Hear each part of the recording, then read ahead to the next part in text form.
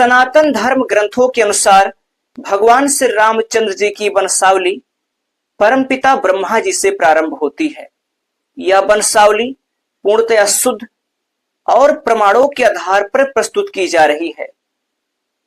इस वंशावली में हम महाराज दशरथ और उनके पुत्रों के वंशजों के बारे में जानेंगे। नमस्कार दोस्तों, मैं हूं शुभम भारद्वाज। आप देख रहे हैं हिंदी खोज। दोस्तों, महाराज दशरथ की माता का नाम इंदुमती और पिता का नाम महाराज अज था। महाराज दशरथ की 3 रानियां थीं, महारानी कौशल्या, महारानी कैकेयी और महारानी सुमित्रा। महाराज दशरथ और माता कौशल्या की एक पुत्री थी जिनका नाम था शांता। माता शांता को अंग देश के राजा रोमपद और महारानी वर्षणी ने गोद ले लिया था। उनका विवाह श्रृंगी ऋषि से हुआ था। दोस्तों, श्रृंगी ऋषि वही महान ऋषि हैं जिन्होंने पुत्रेष्ट यज्ञ कराया था, जिसके फलस्वरूप श्री राम, श्री भरत, श्री लक्ष्मण और श्री शत्रुघ्न का जन्म हुआ। दोस्तों, ऐसा वाल्मीकि रामायण में आता है, महारानी कौशल्या से श्री राम, महारानी कैकेयी से श्री भरत और महारानी सुमित्रा से लक्ष्मण और श्री शत्रुघ्न जी का जन्म हुआ।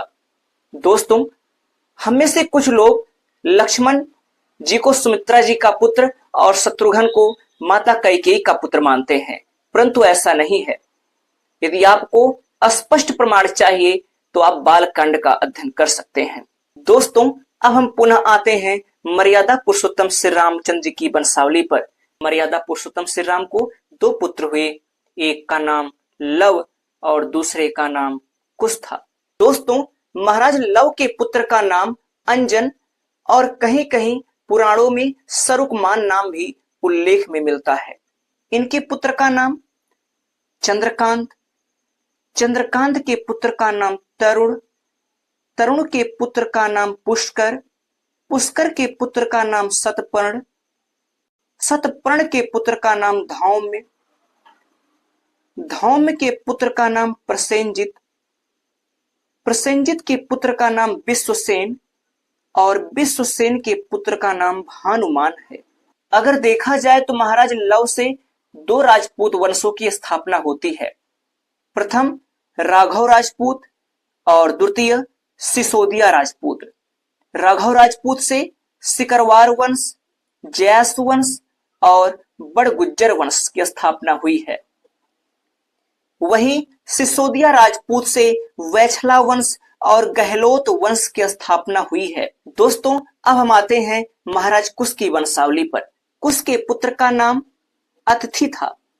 अतिथि के पुत्र का नाम निषधन, निषधन के पुत्र का नाम नभ, नभ के पुत्र का नाम पुंडरिक, पुंडरिक के पुत्र का नाम क्षेमंधवा, क्षेमंधवा के पुत्र का नाम देवानिक, देवानिक के पुत्र का नाम अहीनक, अहीनक के पुत्र का नाम रुर, रुर के पुत्र का नाम परिपात्र, परिपात्र के पुत्र का नाम बलस्थल, बलस्थल के पुत्र का नाम वज्रनाभ, वज्रनाभ के पुत्र का नाम स्वयंगण, स्वयंगण के पुत्र का नाम विघृति।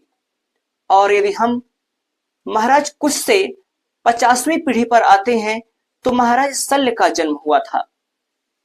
महाराज शल्य वही राजा हैं जो महाभारत के युद्ध में कौरवों के पक्ष में युद्ध किया था और वीर गति को प्राप्त हुए थे। दोस्तों, अगर हम देखें भारत में पाए जाने वाले कुश के वंशजों के बारे में तो कुशवाहा वंश, मौर्य वंश, शाक्य वंश और सैनी वंश भी महाराज कुश के वंशज में आते हैं। अब हम बात करते हैं भरत जी और मांडवी के पुत्रों के बारे में। भरत जी के 2 पुत्र हुए, तक्ष और पुष्कल, और लक्ष्मण जी के भी 2 पुत्र हुए, अंगद और चंद्रकेतु। और बात करें शत्रुघ्न जी के और महारानी श्रुतिकीर्ति के भी 2 पुत्र हुए, शत्रुघाती और सुबाहु। दोस्तों, ये रही भगवान श्री राम और उनके वंशजों की वंशावली।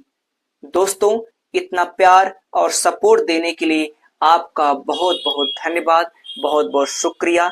जय श्री राम, जय हिंद।